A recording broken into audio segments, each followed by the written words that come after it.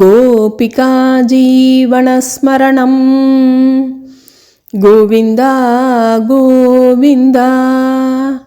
எல்லாருக்கும் நமஸ்காரம். நாம் அந்த குருவாயூரப்பனுடைய பரம கிருப்பையினால் நாராயணியம் 20வது தசகம் ரிஷப யோகீஸ்வர சரித்தம் பார்க்க போகிறோம். இதில் என்ன பெருமை, அவரே ரிஷபருங்கிற பேரில் பகவானே அவதாரம் பண்ணுறார்.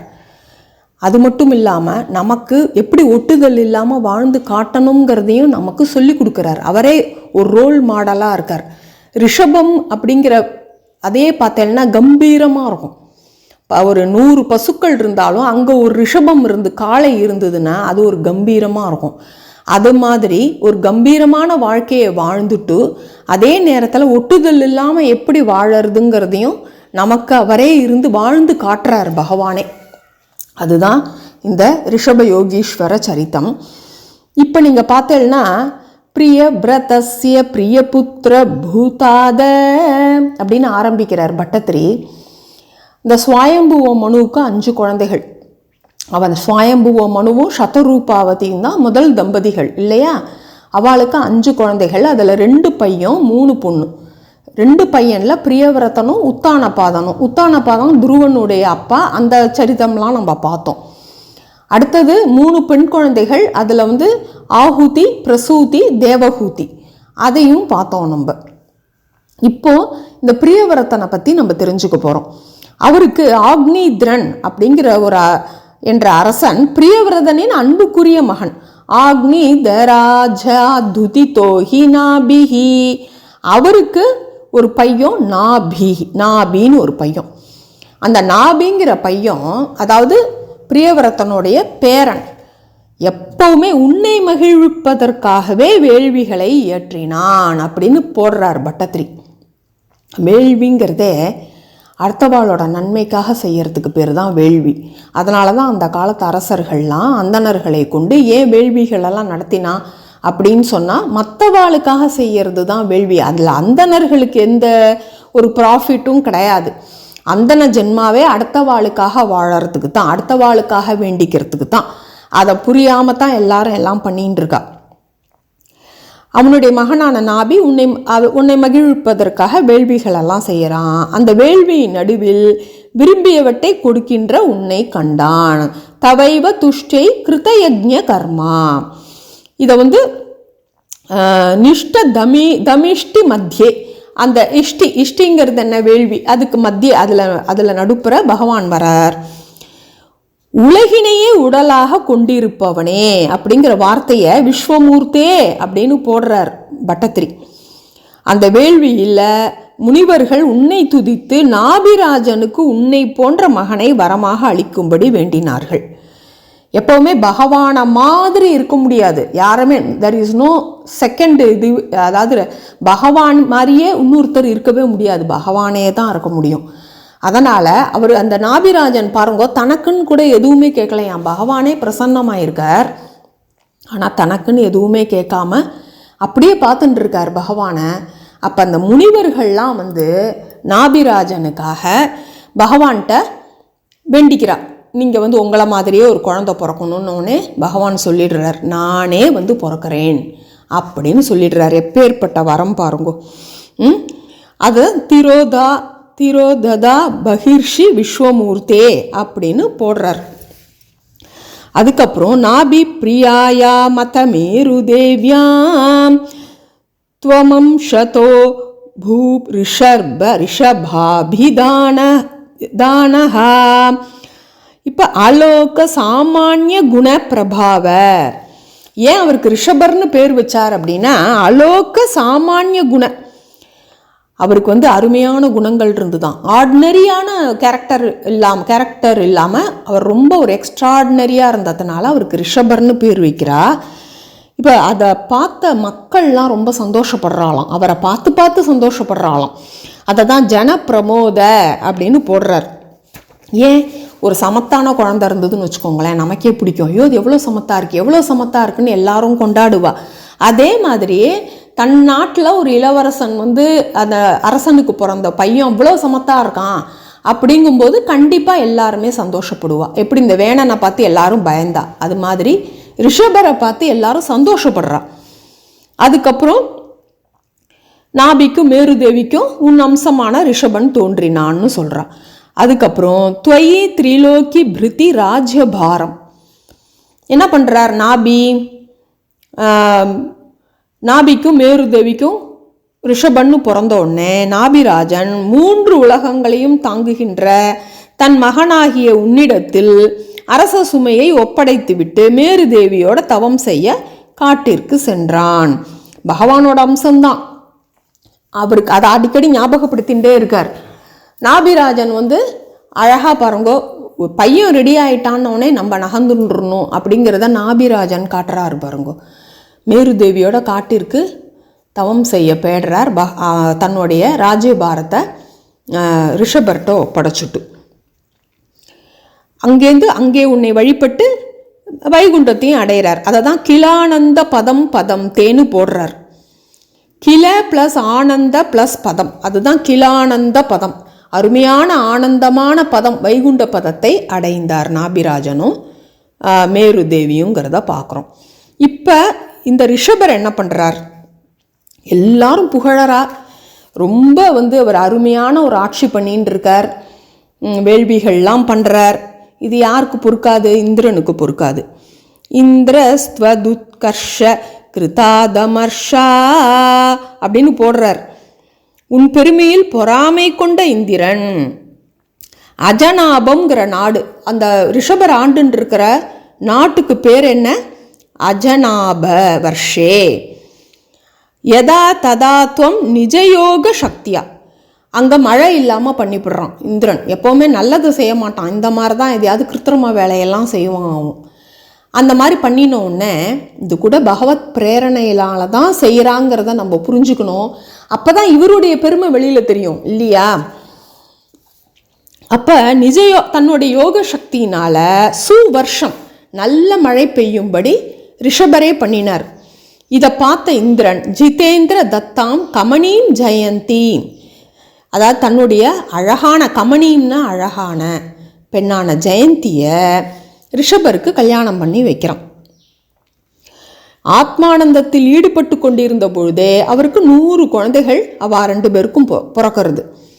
அதை தான் அவர் அழகாக போடுறார். ஆத்மரதா ஷயோபி அப்படிங்கிற வார்த்தையை பட்டத்திரி போடுறார். 100 பிள்ளைகளை பெற்றாய், அவர்களில் மூத்தவனான பரதன் அரசனானான், பரதோ அக்ரஜன்மா அப்படின்னு போடுறார். அதனால தான் நம்ம நாட்டுக்கு பாரத நாடுன்னே பேர் வந்தது. அடுத்தது பார்த்தேன்னா அவர்களில் 9 பேர்கள் சிறந்த யோகிகள் ஆனார்கள். யோகி வரா நவான்யே, நவயோகிகள்னு நம்ம படிச்சிருப்போம். ஷிரடி பாபா சரித்திரத்தில் இது வரும், நாபியோட இது ரிஷபரோட குழந்தைகள் பற்றி. அதுக்கப்புறம் பார்த்தேன்னா மற்றும் 9 பேர்கள் பாரத நாட்டின் 9 கண்டங்களுக்கு அதிபதியானார்கள். பாரத வருஷ கண்டான் துவபாலயன் அப்படின்னு வார்த்தைகளை போடுறார். மற்ற 81 பிள்ளைகளும் தங்களின் தவ வலிமையால் பிராமண பதவியை அடைந்தார்கள். சேஷபுத்ராகா, மீதி இருக்கிற 81 குழந்தைகளும் தபோபலாத் பூசுர பூயமீயுகு அப்படி போடுறா. அதுக்கப்புறம் பார்த்தால்னா பிறகு நீ முனிவர்களுக்கிடையில் உன் மக்களுக்கு வைராகியத்துடனும் பக்தி முதலியவற்றோடும் மோட்ச வழியை உபதேசித்து அருளினார். இப்போ ரிஷபர் காட்டில் இருக்கார். அந்த குழந்தைகளெல்லாம் அரசனாக்கிட்டு பரதனை அரசனாக்கின உடனேயே இவர் கிளம்பிடுறார், ரிஷபர் கிளம்பிடுறார். அங்கே அந்த மீதி 81 குழந்தைகளும் வரா இல்லையா, அவளுக்கெல்லாம் எப்படி அந்த நரநாராயணர்கள்லாம் உபதேசிச்சுட்டு இருக்காளோ அந்த மாதிரி இவர் எல்லாருக்கும் மோட்ச வழியை காமிச்சுண்டு உபதேசம் பரமஹம்ச சந்நியாச மார்க்கத்தை காட்டுறார். பாரமஹம்சிய விருத்திம் அதா ஜடோன்மத்த பிஷாச்சரியாம் எப்படி வார்த்தைகளை போடுறாரு பாருங்கோ. அந்த மாதிரி மார்க்கத்தை அவளுக்கெல்லாம் மோட்ச வழியை உபதேசிச்சுட்டு ரிஷபர் என்ன பண்ணுறாராம், அந்த பரமஹம்ச சந்நியாச மார்க்கம்னா என்ன அர்த்தம்? அவதூதரா அவர் ஒரு ஆடை கூட அணிஞ்சிக்காம அப்படியே கிளம்பி போகிறார் அவர் பாட்டுக்கு. ஜடோன்மத்த பிசாச்ச சரியாம்னு போடுறாரு பாருங்க. ஜட உன்மத்த பிசாச்ச, அதை அப்படி பிரித்து படிக்கணும். அதை ஏண்டா ஜடமாக இருக்க அப்படின்னு கேட்குறோம். அப்படி உட்கார்ந்துட்டு இருக்கிறது கூட யோகிகளால் தான் முடியும். அந்த மாதிரி உன்மத்தம்னா என்ன, பைத்தியம். இந்த சரித்திரத்தில் பார்த்துருப்போம் நம்ம, அப்பே தீக்ஷதர் சரித்திரத்தில். அவர் என்ன பண்ணாராம், நிறைய கிருத்திகள்லாம் பகவான் மேலே எழுதியிருக்கார். அவர் ஒரு சிவபக்தர், சிறந்த சிவபக்தர். அவரே கூட சிவனோட அம்சம் தான் சொல்லுவா. அவருக்கு திடீர்னு ஒரு ஆசை தான், நம்ம உன்மத்தம் பைத்திய நிலையில் இருக்கும்பொழுது கூட நம்மளால் பகவானை நினைக்க முடியுமா அப்படின்னு அவர் என்ன பண்ணுறார், அந்த ஊமத்தை காய்களை அரைச்சி குடிக்கிறார். அவர் யூஸ்வலாக அதை குடித்தா பைத்தியமாயிடுவா. அதுக்கு மாற்று மருந்தையும் தன்னுடைய சிஷ்யாள்கிட்ட சொல்லிவிட்டு, நான் என்ன பண்ணுறேன், பைத்தியமானதுக்கு அப்புறம் நான் என்ன பண்ணுறேங்கிறத பாருங்கோ அப்படின்னு அவர்கிட்ட சொல்லிவிட்டு அவள்கிட்ட சொல்லிவிட்டு அதை அரைச்சி குடிக்கிறார். அவர் உண்மத்த நிலையை அடைஞ்சுடுறார். அந்த நேரத்தில் கூட சிவஸ்துதிகளை தான் அவர் பாடுறார். அதையும் அந்த குறிப்பெல்லாம் சிஷ்யாலாம் எழுதி வச்சுருக்கா. அதுக்கப்புறம் திருப்பி அவருக்கு கொடுத்த மாற்று மருந்தையே கொடுத்து அவரை நல்ல நிலைமைக்கு திருப்பும்போது அவர் ரொம்ப சந்தோஷப்பட்டாராம். ஓ, நான் பைத்தியமாக இருக்கும்பொழுது கூட சிவனை தான் ஸ்துதி பண்ணின்னு இருந்தேன் நான். அந்த மாதிரி பரமஹம்ச சந்நியாச மார்க்கத்தை ஏற்று மூடன், ஜடம்னா என்ன, மூடன், பித்தன், உண்மத்தன்னா பித்தன், பேயன், பேயாழ்வார்னு ஏன் சொல்கிறா, பேய் போல் அலையிறா அவள்லாம் பகவானை பார்க்கணுங்கிறதுக்காக. அது மாதிரி அவர் உளவின் இருந்தாராம். பராத்ம பூதோபி பரோபதேசம், நீ பரமாத்மாவாகவே விளங்குகின்றாய். ஆயினும் மற்றவர்களுக்கு ஞானோபதேசம் செய்யும்போது பித்தன் என்றும் பேயன் என்றும் மற்றவர்களால் இகழப்பட்டாலும் மாறுதல் எதுவும் இல்லாமல், அதுதான் நிரஸ்யமானகா, எந்த கவலையும் இல்லையா. எல்லாரும் சும்மா இருப்பாளா, நம்ம ஜனங்களை கேட்கவே வேண்டாம். என்ன, நம்ம நிறைய சரித்திரத்தை பார்த்துருக்கோம். நம்ம சதாசிவ பிரம்மேந்திரல் சரித்திரம்லாம் பார்த்துருக்கோம். நம்ம அந்த மாதிரி ஒருத்தர் அலைஞ்சின்னு இருக்கான்னா எல்லாரும் பைத்தியம்னு கல்லால் கூட எடுத்து அடிப்பா. நம்ம இவர் சரித்திரத்தை கூட பார்த்துருக்கோம். நம்ம அந்த விசிறி சுவாமியார்னு சொல்லுவா, அவரை கட்டி வச்சு அடிச்சிருக்கா. அதாவது கடவுள் மறுப்பு இயக்கத்தை சேர்ந்தவர்கள், உங்களுக்கு புரியும்னு நினைக்கிறேன். அவர் அப்போ கூட ராமா ராமா ராமான்னு தான் சொல்லின்னு இருந்தாராம். யோகிராம் சூரத்குமார் அவரை கட்டி வச்சு அடிச்சிருக்கா. அந்த கொடுமைகள்லாம் நடந்திருக்கு. அப்படி இருக்கும்போது இவரை சும்மா விட்டுருப்பாளா? அவரை ரொம்ப இகழ்ந்தும் பழித்தும் பைத்தியம்லாம் பேசினான். ஆனால் இவர் தங்கிட்ட அப்படியே நிச்சலனமாக இருக்கார். அவர் ஸ்தித பிரஜன்னு சொல்லுவா பாருங்க. ராமரை என்ன சொல்லுவா, ஸ்தித பிரஜங்கிற ஒரு வார்த்தையை போட்டார் வால்மீகி. ஏன்னா நாளைக்கு உனக்கு பட்டாபிஷேகம்னு சொல்லும்பொழுதும் அவர் ரொம்ப அலட்டிக்கலையாம். அடுத்த நிமிஷம் நீ காட்டுக்கு போகணுன்னு சொல்லும்பொழுதும் ராமர் அலட்டிக்கலையாம். உடனே சரின்ட்டு கிளம்பிட்டாராம். அதனால ஸ்தித பிரஜன்னு வார்த்தையை போட்டார். அது மாதிரி நிரஸ்யமானகா, எந்த கவலையும் இல்லையாம். விகாரஹீனோ விசச்சார கிருத்ஸ்னாம் மஹீமஹீனாத்மர சாபிலீனஹா, அப்படியே பேரானந்தத்தில் மூழ்கி திளைச்சுண்டே சச்சிதானந்த அப்படியே ஆனந்தத்திலேயே மூழ்கிண்டு தரணி முழுவதும் சஞ்சரித்தாய். மஹீமஹீனாத்மர சாபிலீனஹா அப்படின்னு. அப்புறம் கடைசியாக என்னாச்சு, ஷயுவ்ரதம் கோமிருக காக்கச்சரியாம் சிரம் சரணாப்ய பரம் ஸ்வரூபம் தவாஹிருதாங்க குட்டகாச்சலே த்வம் தாப்பான் மமா பாகுருவாதநாத. இந்த ஷயுனா மலைப்பாம்பு, கோனா உங்களுக்கு தெரியும் பசு, மிருகம்னா மான், காக்கனா காக்கை. இப்படிலாம் இவாளெல்லாம் மாதிரியான ஒரு வாழ்க்கை. மலைப்பாம்புனா என்ன, அது தான் அலட்டிக்காது, தாங்கிட்ட வர இறையை அது சாப்பிட்டுட்டு அப்படியே படுத்துட்டு இருக்கும். அது இறைன்னு தேடி தேடி தேடிலாம் அலையாது. அது மாதிரி தனக்கு கிடைச்சதை சாப்பிட்டுண்டு தானே போய் பிச்சையெல்லாம் எடுக்கலை, தங்கிட்ட யாராவது கொண்டு கொடுத்தா சாப்பிட்றது. அந்த மாதிரி கொஞ்ச நாள் வாழ்ந்தார். அப்புறம் பசு, ரொம்ப அப்படியே சாதுவாக இலத்தழையெல்லாம் சாப்பிட்டுண்டு. அடுத்தது மான், அதே மாதிரி காக்கை என்ன பண்ணும், பறந்து பறந்து போய் என்ன கிடைக்கிறதோ அது சாப்பிடும். அது மாதிரி சஞ்சாரம் பண்ணுற இடத்துல என்ன கிடைக்கிறதோ அப்படி சாப்பிட்டு இருந்தார். இப்படியெல்லாம் வாழ்க்கையை நீண்ட நாள் வாழ்ந்து யாவற்றிலும் மேலான பேரின்ப வடிவை பெற்றாய். பின் உன் திருமேனி குடகு மலையில் காட்டு தீயினால் எரிக்கப்பட்டு மறைந்தாய். குடகாச்சலே, சலம்னா என்ன, அச்சலம்னா மலை.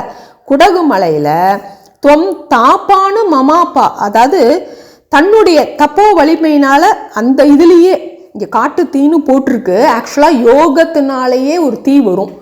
அதில் தான் இந்த சத்திதேவி பார்த்தேன்னா கூட தன்னுடைய யோக தீயில தான் அவள் விழுந்தான்னு சொல்லுவாளே தவிர, சில பேர் தான் யாக குண்டத்தில் விழுந்தான்னு சொல்லுவா.